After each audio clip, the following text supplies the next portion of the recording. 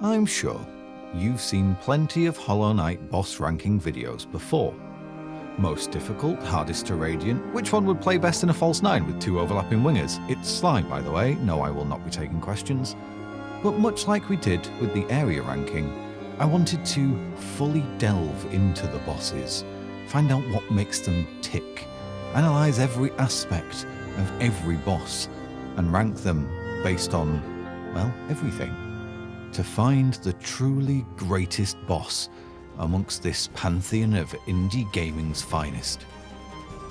This time around, we are comparing based on these 6 factors: difficulty, fun, area, lore, rewards, and music. Every one of the 47 bosses have been included in this list. However, where a boss has variations, such as False Knight and Failed Champion, Mantis Lords and Sisters of Battle, or Soul Warriors' multiple appearances in Soul Sanctum and the Colosseum, in the interest of analysing the boss as a complete package, I've bundled all of these variants into one entry. Literally every spoiler alert possible, and this is all my own opinion, but I do genuinely welcome sharing of others in the comments. And, should you require it, a full breakdown of the scoring I use to determine each rank can be found in the description. Grab a brew, get comfy, and settle in as we rank every Hollow Knight boss from worst to best.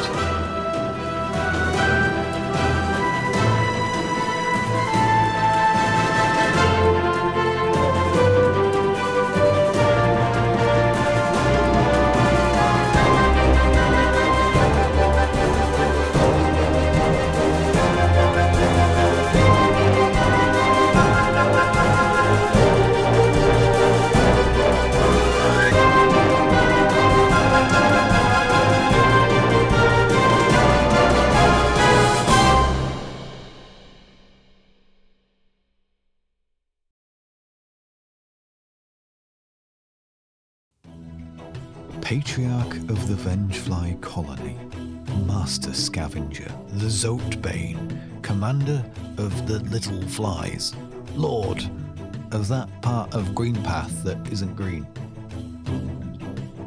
Never, in the history of the recorded works of humankind, has the word king ever been so flagrantly misused.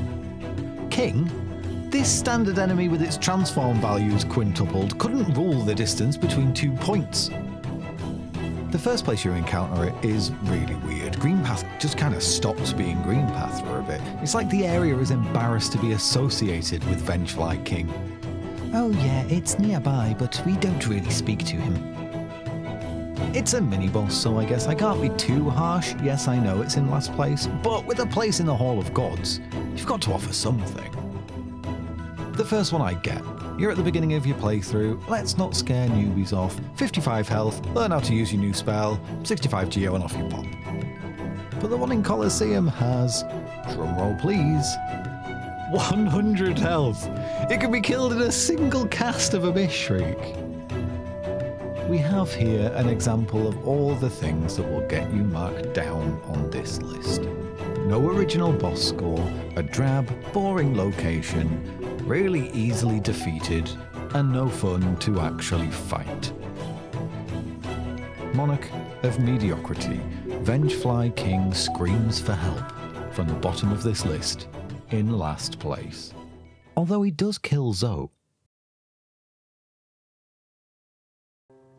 Matriarch of whatever the hell these things are, dangling doom of the waterways, and infected hive of scum and villainy. Okay, positives about Fluke Mom. The charm you get is interesting. I'm not going to pretend to understand the intricacies of using it, or argue for or against its usefulness, but it's certainly interesting. I really appreciate the charm synergies that can be achieved by mixing and matching. More of that in the future, please, TC. So the reward is decent. Yeah, I'm struggling. As I mentioned in a previous video, I really dislike Fluke Mom. It's not fun, it's frustrating if you find it early, a joke if you find it later, and it barely exists in the Pantheons. The path to get to it is horrible. The design of the arena is lackluster. It would have been improved dramatically by really leaning into the grossness. More webbing and eggs. Make it a proper nest that you are invading. The way in has it right, but then it opens up to just another cavern with Flukmam dangling limp and sad in the centre. The fight itself isn't a boss fight at all. I don't mind a minion spewing hive boss, but you can have it do something too, can't you, Rom? Frustrating at worst, surplus to requirements at best. 34th place. A lore intro for Moss Charger. A really big bush.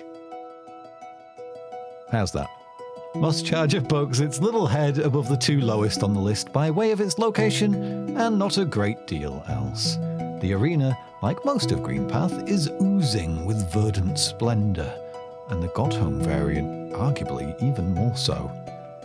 But we are still in the category of standard enemy but big with MMC. There's no unique music track. 300 Geo is a reward, I guess, but it's far from an engaging or challenging fight. Ascended offers no additional challenge or arena changes. Wait, it's bigger? Really? Are we sure? I don't know how that would make it harder anyway, like 33rd place.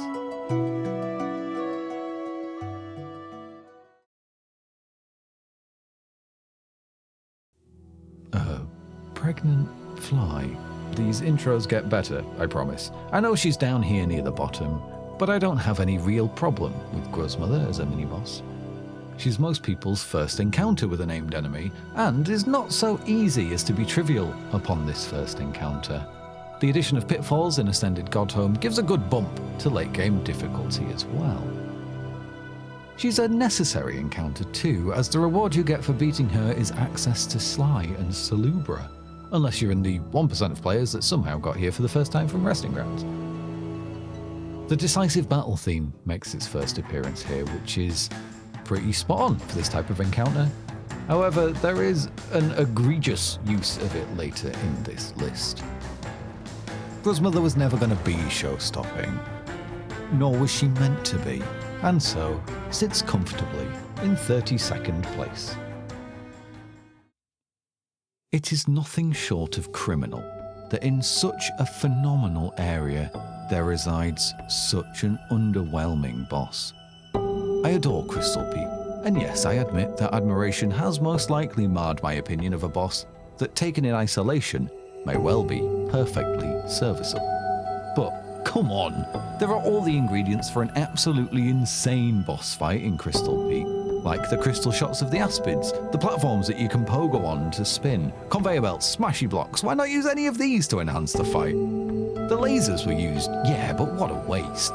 You could have had them moving and changing like a disco of death. Instead, you get a slow dance, lacking urgency, challenge, or creativity.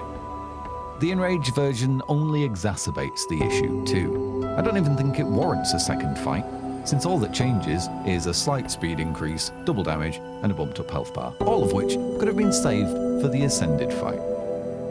Here's my fix. Stick it behind a shade gate to force it into a late game encounter, make the dude a big crystal golem, give him 2 lasers that fire out one after the other or sweep across the screen to force Shade Cloak use like the Traitor Lord fight.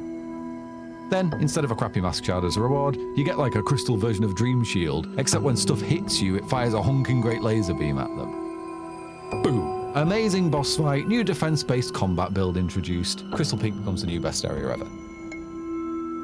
Too low, maybe, but I'm taking a stand and making a point by putting Crystal Guardian in 31st place.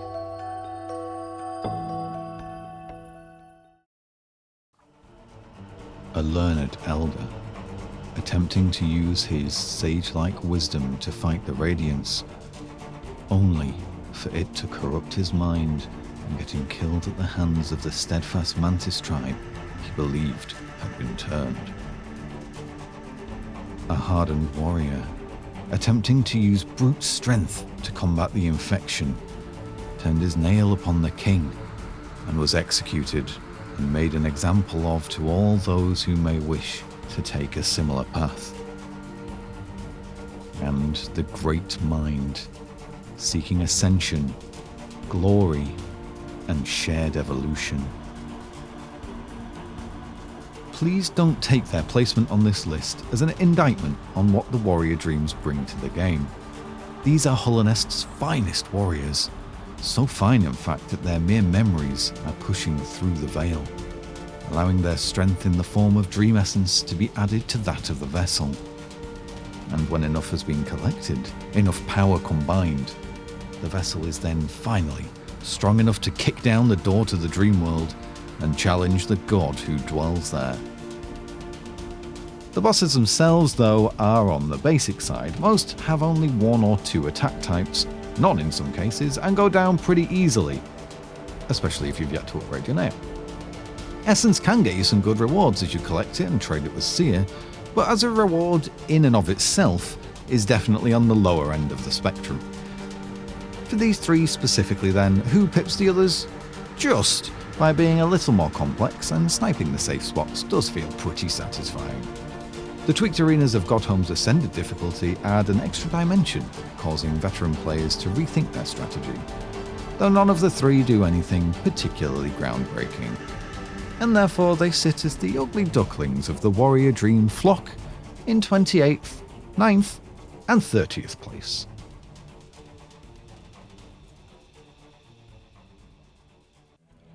A solitary creature cast so far from its living brood, driven mad by loneliness and infection, it sits amongst its fossilized kin, its futile cries echoing unanswered.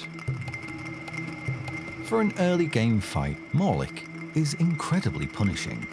Its constant hail of infected gauze, rapid-fire defensive claws, and large imposing stature in the center of the screen can be very frustrating to deal with, especially if the player is under-equipped, and you can get here before collecting even Vengeful Spirit if you're so inclined. I do like the use of Morlik in Trial of the Fool, mixed with the flat arena floor and claustrophobia caused by the moving arena walls. It creates an effective midpoint test. A Mask Shard this early is a nice reward, but overall, Morlik is a forgettable and pretty unenjoyable fight, landing it in 27th place.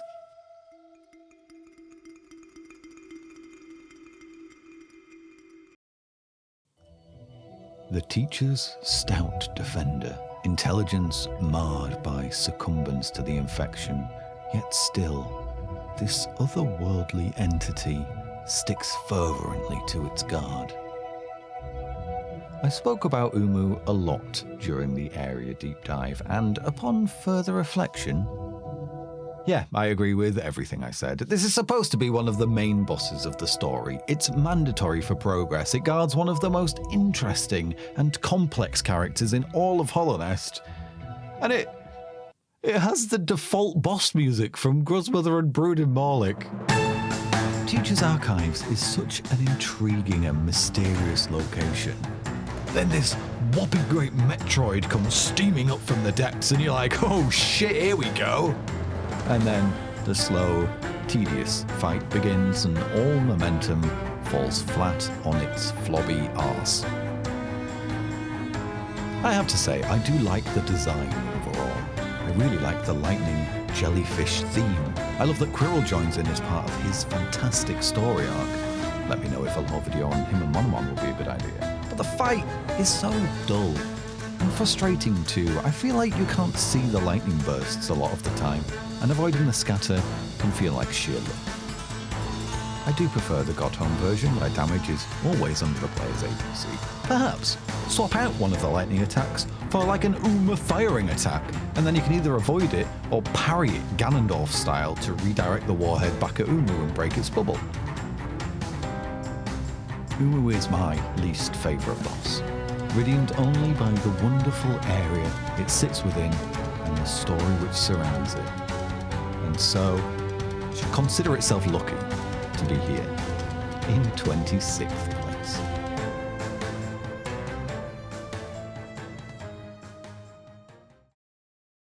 She never saw her dreams of flight granted, by her noble, absent queen. Childlike-minded, perhaps, but resolute, resourceful and strong nonetheless. A hair above the last few warrior dreams sits Marmu. First off, because her boss room is beautiful, the Godhome version even more so. Secondly, Marmu is one of those bosses that feels overwhelming at first as she bounces around seemingly at random, but then switches to so very satisfying when you get in a rhythm of dealing with her attacks. Other than that, see previous entry for further details. Marmu, your average warrior dream, sits in 25th place.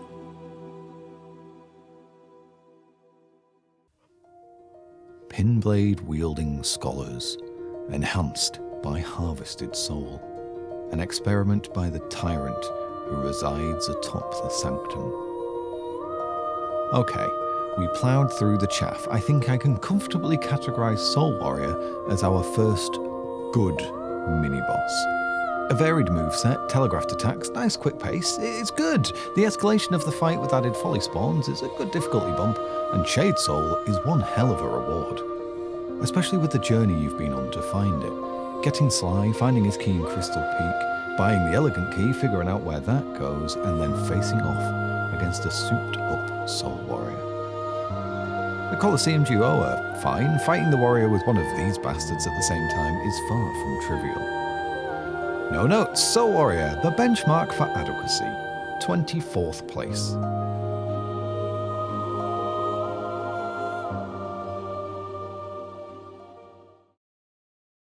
Assured he was the strongest warrior in all of Hallownest, Galeon wished to impress his valour upon the king.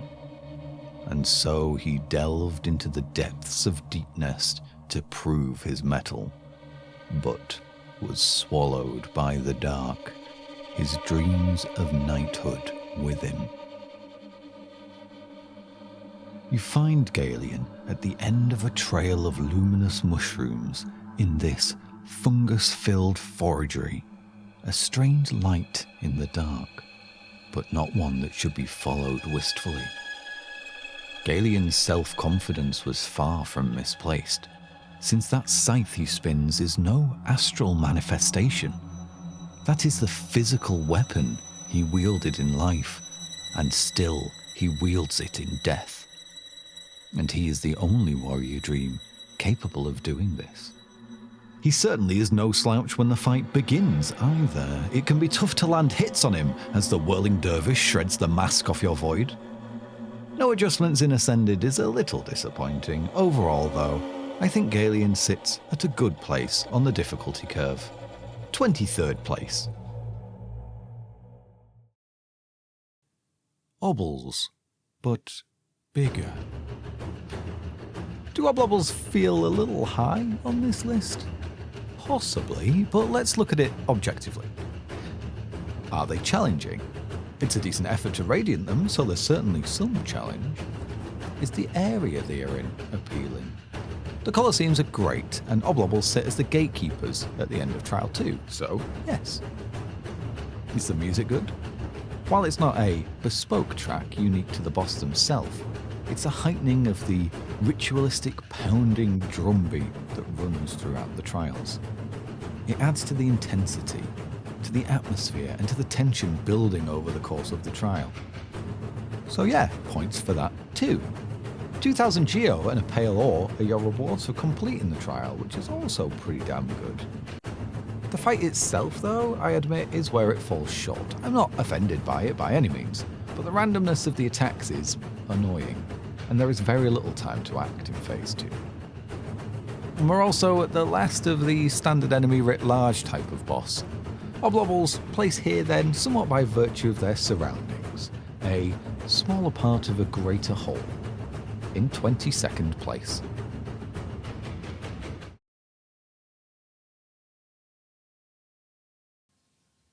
She was away in battle when the infection hit. When she returned, everything was in disarray. But she wouldn't leave her children behind, and so down she went to bring them to safety. They were already infected. They swarmed and attacked her. She couldn't bring herself to fight them, so she ripped out her eyes so she didn't have to watch them come at her. She was singing their lullaby as they killed her. This was the original story of No Eyes. It was toned down before the full release of the game. However, all the elements that speak to her harrowing origins remain on show. Found hiding in the eerie stone sanctuary, bring with you your own light, for all others down here have been snuffed out.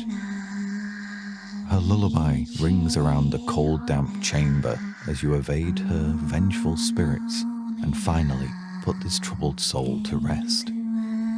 Yes, the actual mechanics of the fight are far from fissure-inducing, but there is an atmosphere to No Eyes that is chilling and unique. The asymmetrical ascended arena adds ample additional adversity, and overall, No Eyes is a standout amongst the Warrior Dreams in 21st place.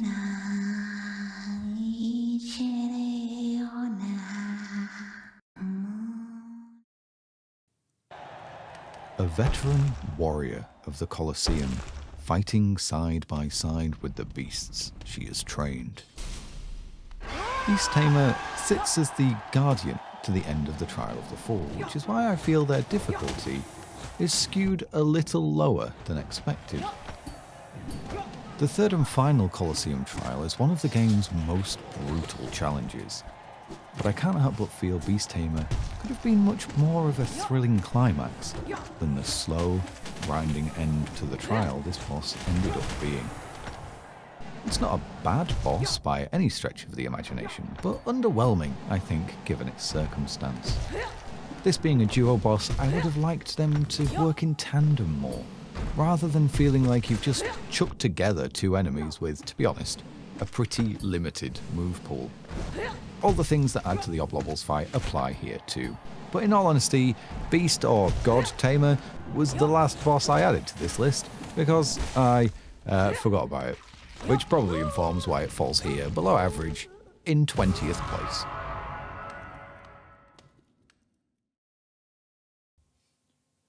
The only member of the Forgotten Moth tribe to take up a weapon. Warriors, knights, kings, even time itself held no power over Markoth, until the darkness, the vessel, came to consume him. Whenever anyone speaks to the difficulty of Hollow Knight, its hardest challenges, its toughest boss fights, how quickly does your mind go back to Radianting Markoth, if you've done it? That ascended arena, Markoth's rapid-fire nail attacks, double dream shield, and penchant for floating out of reach are a recipe for a cake of evil and spiraling despair.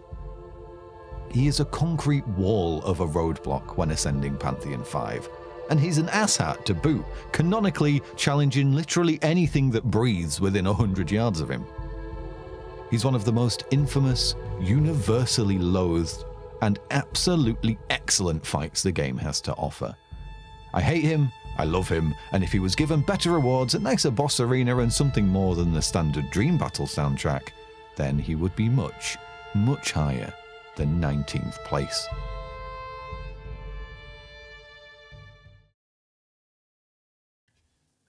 The armor of a legendary knight, stolen by the meekest of creatures as a means to protect their siblings, though the infection spares none, no matter their bravado. What we've got in False Knight is a pretty solid tutorial boss. I really like the environmental aspect to this fight too, and wished more of the game did something similar. The rocks falling being weapons as well as hazards, can't think of any other place this occurs, the floor getting smashed at the end, and this secret get out of jail free card at the side. Perhaps this being the first boss, it was intended for more bosses to have dynamic elements such as these, but time management and prioritization led to them being left on the ideas board. The fight itself teaches players about a lot of things: good spacing, looking for windows of opportunity for attacks, healing at inappropriate times is a risky strategy, and if you keep up the attacks, you'll be rewarded with a stagger. This is all thrown out the window by the Dream version later in the game, however. 2 masks of damage for a boss this screen space hogging and this rapid is suffocating.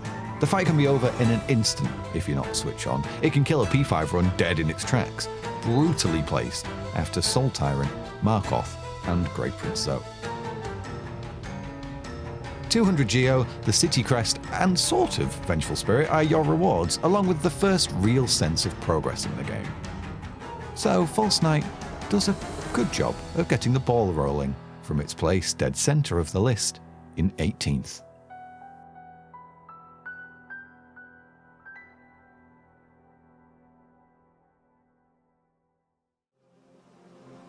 A last bastion of hope for a fallen monarchy. The most valiant knight of the Hive stands steadfast, guarding his queen, in the hopes one day she will reawaken. I really do love how the Hive looks, and the boss room in which you find Hive Knight is arguably up there with the most visually pleasing in all the land. Finally, we're getting some proper boss themes as well, and this one is so well put together. It's a driving march, mirroring the work order hive mind driving the noodle box of the brave guard you are facing off against. That being said, and I acknowledge some people really enjoy this fight, I never really engaged with it. Without being too disrespectful to either boss, I can't help but be reminded of Soul Warrior while fighting Hive Knight. And while I lauded that fight earlier, a full boss at the end of its own separate area should really have more to give than a sideshow mini-boss. The Honey Spike attack is cool, granted, but the Bee Swarm feels a little awkward. The bees feel strangely heavy. The trek back from the bench upon death is lumbersome, even with the shortcut.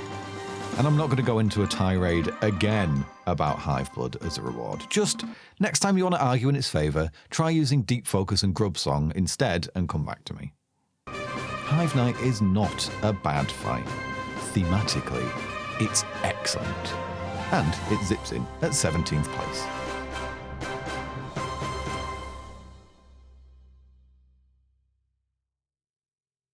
Two brothers, nail masters both, trained side by side but fell to bad blood, reunited in one's time of need for a battle of honour, of strength, and of skill. First Godhome exclusive on this list, and the lowest ranked of the 3 Nailmaster fights.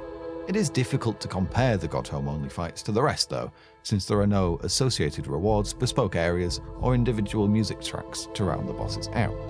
So it's a case of taking stock of the fight itself, and the associated lore of the characters involved. In this instance, brothers Oro and Mato are a pretty enjoyable end to the first Pantheon. After hearing of their pasts, of their falling out and tales of their prowess with a nail during the main part of the game, it's a really cool surprise when they first show up as adversaries. The nail arts that they have taught you become the weapons with which they intend to end you. Their camaraderie and prowess is communicated so efficiently, the pair work in tandem, either attacking as one or one playing defensive as the other pushes forward. It's a shame there aren't more multi-enemy boss fights in the game, because despite the one other duo fight like Incongruence, when we get a good example, magic can happen. Brothers Oro and Mato. It's good, yeah, good fight. Arena's a bit boring, but fight's good. 16th.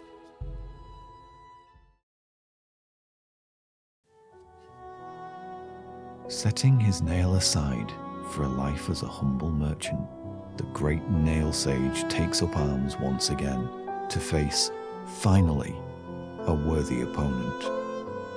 What a fun fight. Master of the nail art showcasing all the teachings he has bestowed to his students over the years, except this one. Kept the quick spinny Catherine wheel attack to yourself, didn't you? Sly in name and nature, eh?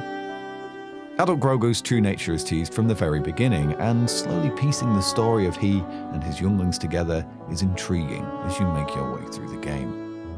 The last mention of this was in the basement of his shop, where he recognizes your skill and adds you as a final recipient of the title Nailmaster. We can still see here, set in pride of place, the huge nail that he will soon use to beat the absolute snot out of you. I love how his boss arena reflects this too, with the now empty nail stand. He's rightfully a tough cookie in combat, but notably telegraphs attacks for you to avoid and counter, and then phase 2 is madness. A great character, a great fight, and a well-earned 15th place.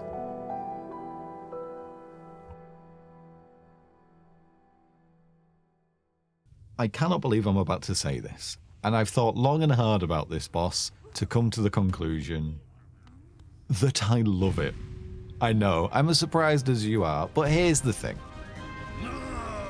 From the second that you meet Zoe, he is a colossal bellend. He has a go at you for saving him, constantly berates what you do, waxes lyrical about his incredible deeds, and when the chips are down, it turns out he has combat skills that would make Magikarp look like a Navy SEAL. But he talks such a good game, he has completely rizzed up poor lonely Bretta here to the point where she literally worships the ground he trips on, and the outcome is a dream fight unlike any other. The fight itself is just as insufferable as he is, and is such a pain to rage in. I don't like how random and inconsistent it is, but hey, that's Zoe. He's infuriating, insufferable, and has gained such unfathomable, unwarranted renown that it compounds the issue no end. You just have to appreciate good work. Larkin is on fire here too. The track is even called Truth, Beauty and Hatred. Genius. Absolute genius, Team Cherry. Take your 14th place and get out of here, you little scamp.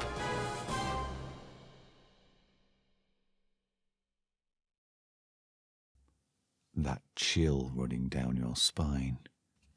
The sweat beads forming on your brow. Deep Nest has been relentless thus far. The hot spring and bench gave you a fleeting, momentary respite. But now, down a hidden chasm, you are being tantalized, your curiosity piqued. All instincts telling you to turn back. This is wrong. This is false. But what is it? It's too late. You can't turn back now. There it stands amidst its trophies, an ally? A sibling? No.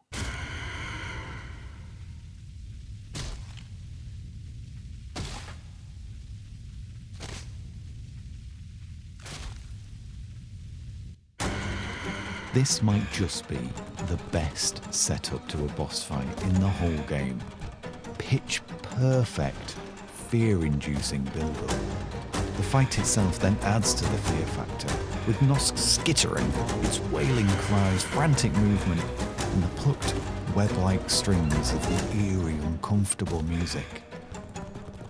I have a strong suspicion that the flat arena from Ascended Godhome was the original area layout. They then added the bump in the middle as a safe space later. Because without it, this fight is very tough. It's pretty rough with it, to be honest. Speaking of Godhome escalation, we have the evolution of the boss in Winged Nosk, which after the initial oh shit moment of the first transformation from Hornet, is just an objectively inferior fight. It's basically Vengeful 2 Electric Boo! Gone are the harrowing skitters, gone is the oppressive speed, replaced by waiting around and trying to pogo on a janky ass hitbox. A shame then that such an impactful boss is here in 13th place. The most gifted of the Nail Masters left his old ways behind, seeking instead mastery of other mediums. It is called nail art, after all. Favoritism may lend a hand in pushing Shio higher on this list than the others in his retinue, but I believe his uniqueness is more than adequate to explain why. There is no fight in all of the Pantheons with the character, the novelty, or the acrylic spattering goodness of Paintmaster Shio. The colour-coded brushstroke attacks are satisfying to dodge. There is a rhythm to his movement and a gratifying give and take to beating him. When summoned by the Godseeker's ritual, he battles not as the Nailmaster he was, but in the hopes of sharing his new craft with his old master. He fights as the paint master he has become. A model student, Shio strokes himself into 12th place. Wow, that was terrible phrasing. In a windswept cave sits a lonely vessel, long dead after their arduous climb, its putrid plastron a weapon in an effort to halt the progress of its courageous kin. Okay, here I admit I was too harsh before. Both the broken vessel and the lost kin fights are great. I'm just jaded from the latter and in so many true ending runs. Facing off against a fellow vessel is intriguing for those that don't yet know the full story, and heartbreaking to those that do. The music, this deep, dramatic arrangement of the main Enter Hollowness theme, brings with it a sense of foreboding, of loss, and of danger. This fight, and especially the dream version, are fast-paced, flowing, reward aggression, and are just the right level of challenging for both new and returning players. I questioned before why the infection spreads through Crossroads following this fight, and just why the vessel's dream state is just further infected. I got some really interesting theories and reasoning from the comments. The wind which lifts Monarch Wings stops blowing when you collect it, meaning the infection is allowed to stagnate and therefore flourish. And in terms of the dream, all semblance of self has been wiped from this vessel's mind, and its dreams have become even further lost to the Radiance's influence, for this is now all the vessel has ever known. Credit to these guys and to all who commented on the area tier list. There was some super interesting discussion and some very kind words, so thank you. Broken Vessel and Lost Kin. Better than I gave them credit for. 11th place.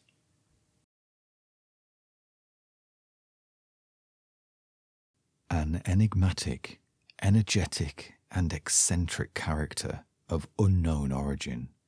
Shadowy hoarder of Hollowness critters, detainer and documenter of Grubfather's lost brood.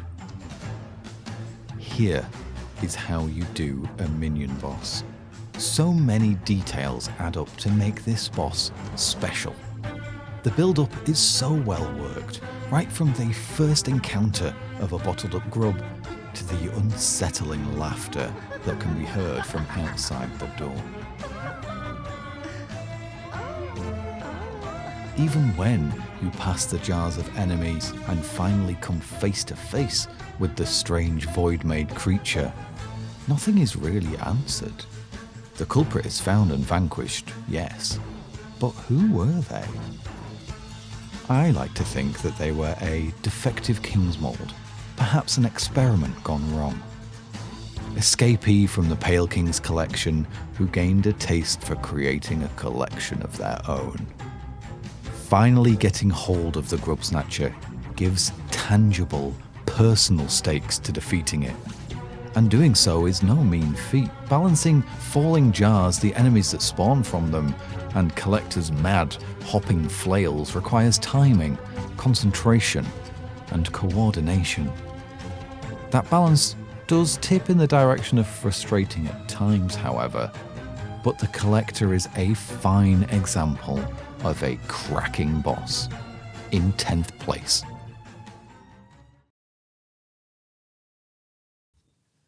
A disgraced and deposed lord of the Mantis tribe embraced the infection and was cast out.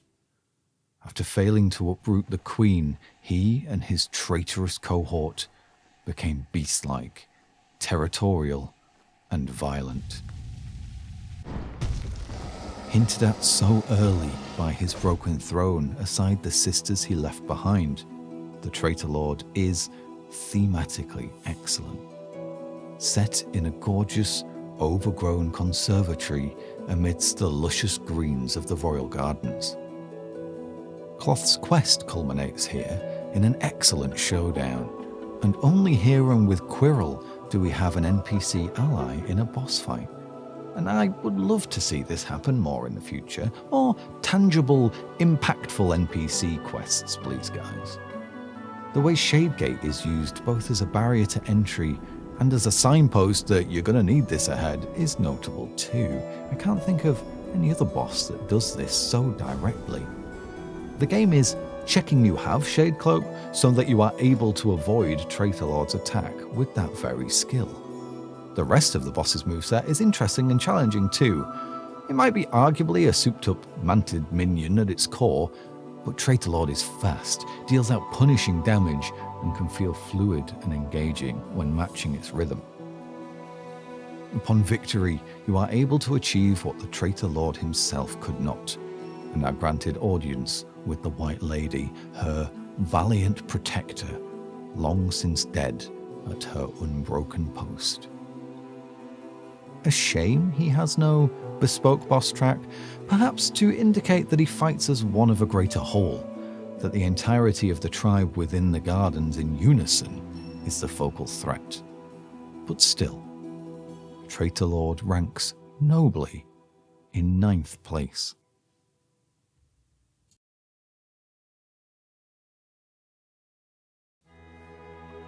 Lorien's elite dead at their post, their husks reanimated by infected flies, used to guard their precious leader once again.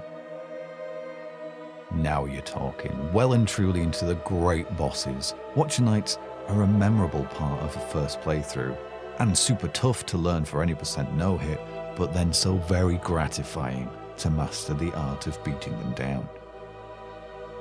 The secret chandelier to take care of one of the 6 is such a cool little addition. The boss room itself looks beautiful. It's a tough climb up to reach them, and you have all the splendor of City of Tears to enjoy along the way. Music-wise, we do have the reused False Knights theme, but I actually really like that we get the same theme for both. It might not be the pinnacle of Chris Larkin's work, but the connection that's formed between these knights, the city's loyal guard, and its armor's new owner is really well worked in. The combat is tough, quick, and feels like juggling 2 very deadly balls with spikes on that punch you in the face if you drop them. This feels like a boss worthy of a main story beat. You earn access to Lorien. Yeah, you can almost trivialize the fight with D-Dark, but that's D-Dark for you. And yeah, they don't pose much of a threat when compared to the Pantheon's heaviest hitters. But Watcher Knights excels as a mid-game test of strength. 8th place.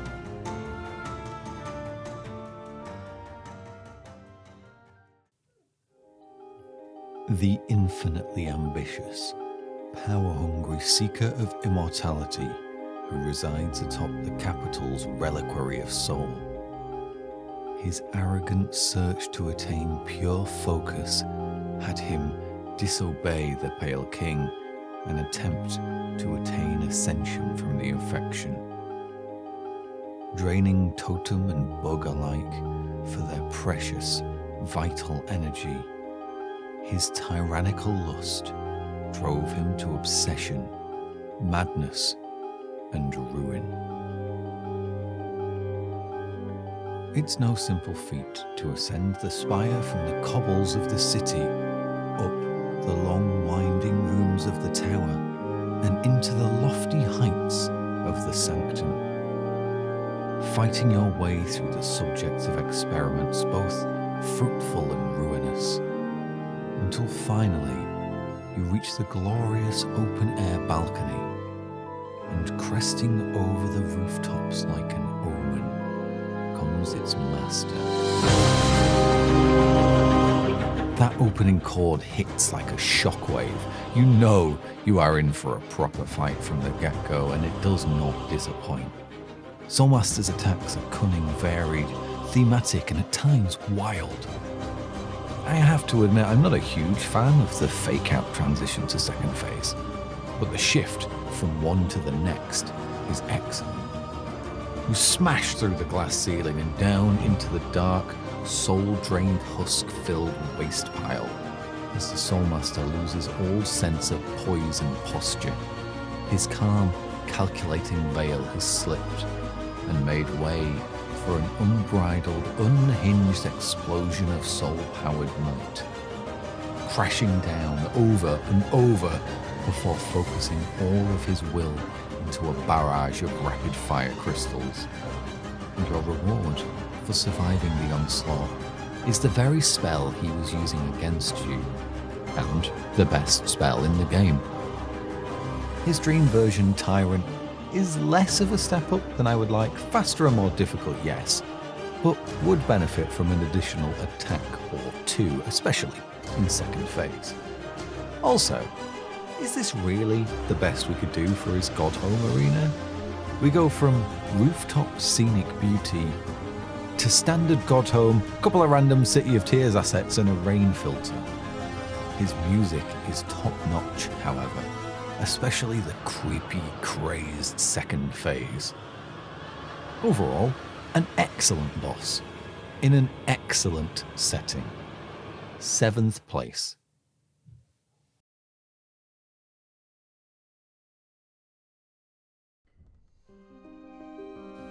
The honourable sorrow of glories past. The melancholy of precious memories lost to time. And the unyielding heart of a knight beating valiantly, unerred by god or dream.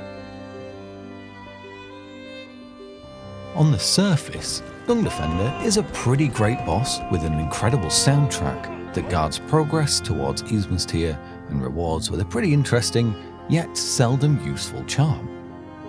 But if you follow his lead and delve deep into the story of this stout-souled warrior, what you'll find is a heartbreaking tale of duty, of honour, and of loss. For this is the story of the most humble and stinky member of the King's Pale Court, the 5 great knights of Hallownest, protectors of the kingdom, and protect each of them did. Fierce Dryar, who gave her last breath in protection to her queen from the traitors in her garden. Mysterious Samur, who even in her sorrow spreads delicate joy to those who remain. Mighty Hedgemol, stout honour guard of the kingdom's capital. Kindly Yzma, her gift of protection meant only for Hallownest's saviour. And Ogrim himself, unwavering in his sworn oath, he committed his life to protecting Yzma's Grove, even though this very oath meant never seeing his most dear companion. He doesn't know the fate of his friends, but his mind rests on them often. This is never more evident than in this wonderful dream fight, by far the cream amongst the dream variant crop. Both fights, in fact, are excellent. How you can desolate dive into the floor to pop him out of his tunneling, and then have that simply not work with the stronger version is such a good use of environmental difficulty scaling. The Poopy Boss arena is great, his chuckles are great, he's fun to fight, and is, ironically, a breath of fresh air in the waterways. 6th place, Ogrim, you bloody legend.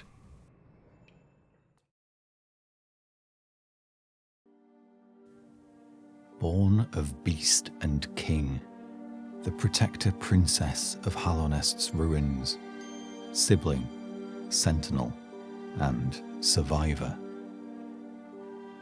Hornet's role, story, and impact on the vessel's journey through Hallownest is unquestionably of huge significance. I couldn't do appropriate justice to the intricacies of her character in a few short sentences. Instead, I shall save such an exploration for a future, dedicated video. As a boss in her own right, however, Hornet is exemplary. The more I analysed the bosses while composing this video, the more I came to appreciate the impact that build-up can have. And while Hornet's introduction might not quite stand out to the degree of the likes of Nosk or others higher on this list, Her brief appearances as she observes your exploration of Greenpath's pastures develop a sense of intrigue in the player and draw them in towards this mysterious stranger. Then at Greenpath's luscious heart, Hornet's encounter adds further to that intrigue, as she seems to possess a knowledge of the identity of the vessel, a knowledge which the player themselves does not yet possess. This first battle tests the player's mettle, and after this satisfyingly challenging interview, the player is rewarded with the first game-changing skill of their adventure. The second fight too is alluded to well, with first an invitational challenge in front of the somber set piece at the capital's centre, and then the showdown at the forgotten edge of the realm amidst ash and ruin, where the true test of might begins. This time round, Hornet gives no quarter. Intensity, speed and guile are vital in this fast-paced true battle of skill and martial prowess. Upon hard-earned victory, Hornet concedes, her duty of protection passed on to you. The choice and fate of the kingdom's future resting now upon the vessel's shoulders. Brilliant boss fights, pivotal story beats, and one of the best soundtracks in the entire game. 5th place.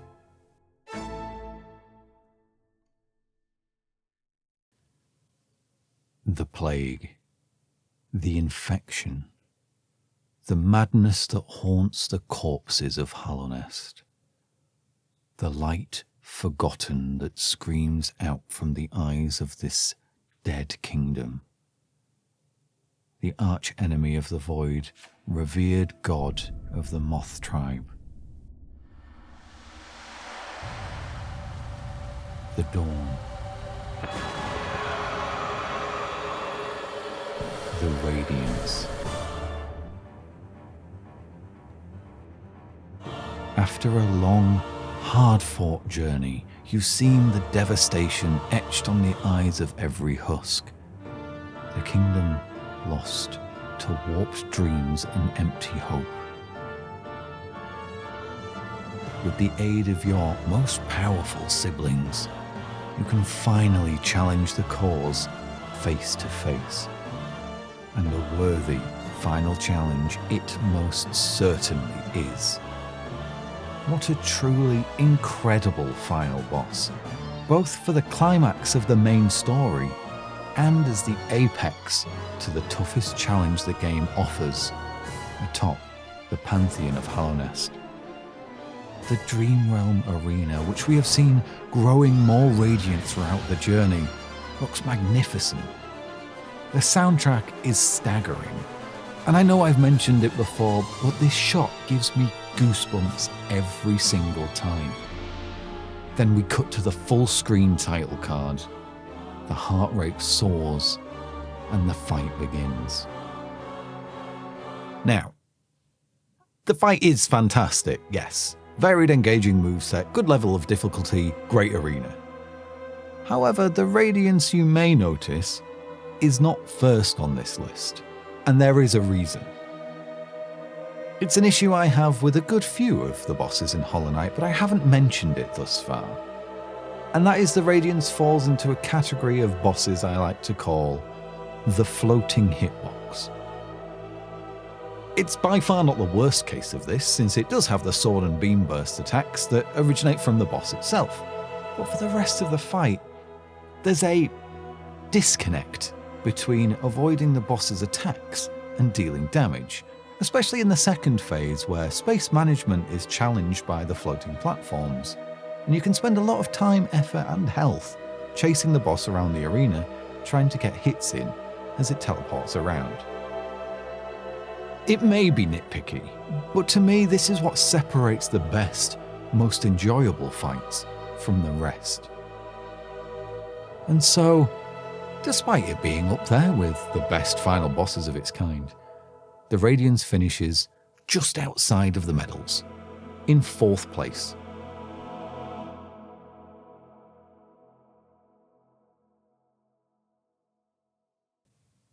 Dutiful defenders from the dangerous denizens of the deplorable deepness, finest and fiercest elite of the proud warrior tribe, unyielding, resolute, and honourable sisters of battle.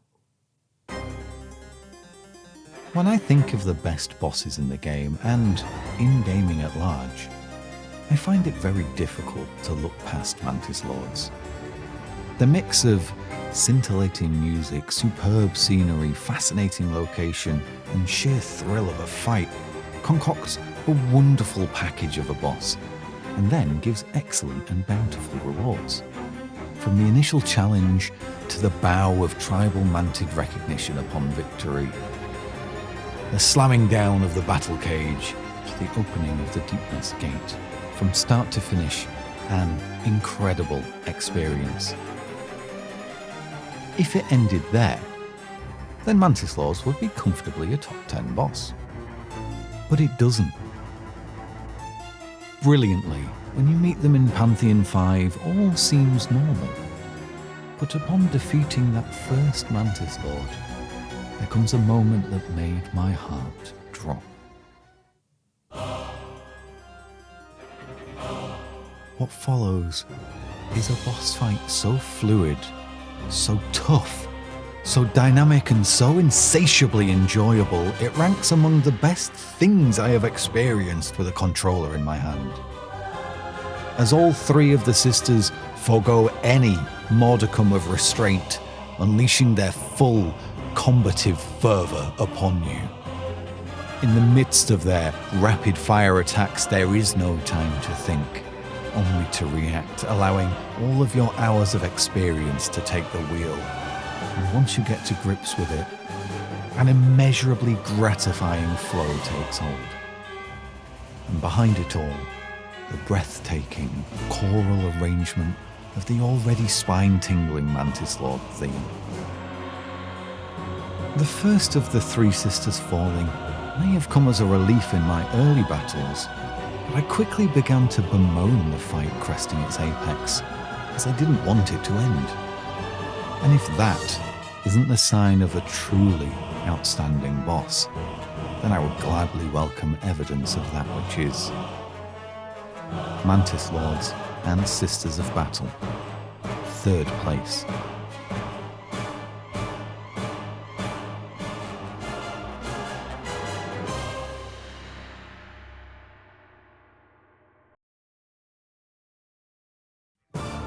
Troopmaster of the travellers from a faraway realm, conductor of death and rebirth, the Nightmare King and burning heart of the ritual.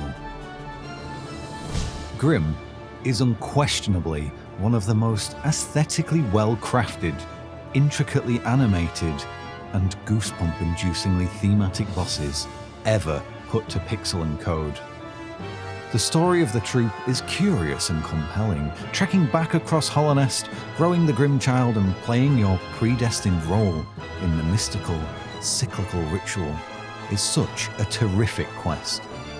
As the sumptuous soundtrack swells, your dynamic dance with Grim unfolds before the enraptured onlookers. His move pool is dynamic and varied, and while it is challenging, it still allows time to think, to do damage, and to heal. The stagger, alluding to the ritual's true nature, is one of the many devilish details adding to his delight. However, Grim has still so much more to give.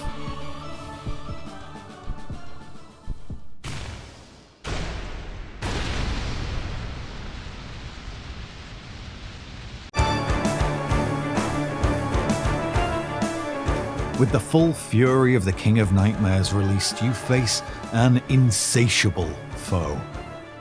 Every move in Grim's arsenal has evolved, hastened, and doubled in power.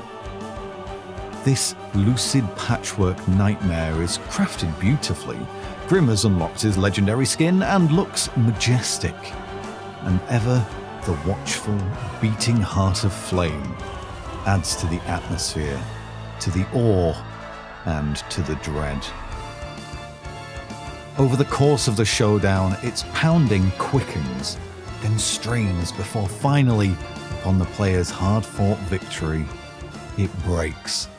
The ritual ends, and Grim and the troop are destroyed.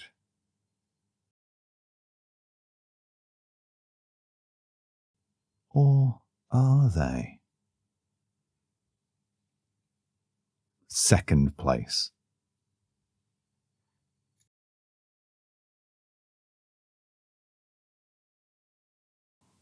No cost too great. No mind to think. No will to break. No voice to cry suffering. Born of God and void, you shall seal the blinding light that plagues their dreams. You are the vessel. You are the Hollow Knight. How on earth, in a concise 2-minute long paragraph, can I appropriately do justice to the artistry, the design, the theme, the composition, and the sheer brilliance of this most climactic of encounters? To call it simply a boss fight would be an insult to the accomplishment that was made with the Hollow Knight. The overarching themes of loss, sorrow, and melancholy are mirrored so brilliantly in the music, in the setting, and more impressively of all, the moveset of the boss itself. Its base moves, possibly teachings of the Pale King, as the parry and dash are shared with your silk-weaving sibling. As the fight goes on and the Hollow Knight weakens, its additional moves become more dictated by the infection's attempt to escape its prison. Then upon its recognition of what must be done, in one sorrowful, self-sacrificial action, places its trust in the player and turns its nail upon itself in order to pass the duty to you. For there was a flaw in the Pale King's plan. His Hollow Knight, it turns out, was not so hollow after all. Then, in the act she promised she would make, Hornet seizes the opportunity to give our protagonist a choice: to become the new vessel and reseal the infection, or to face the god of dreams head on. Theme, gameplay, music, player agency, all woven together in a way I have never seen before or since. Astounding. And then, up in the heights of the Pantheon, we are gifted a glimpse into what could have been. Without the weight of the Radiance, Pure Vessel is free. Its moves not chaotic, but refined. Infection replaced with pale light and void. The monochrome arena is atmospheric and wonderful. The use of sigils from the Black Egg Temple is divine. The music, equally so. No longer simply an empty vessel, but a noble, proud prince. First place.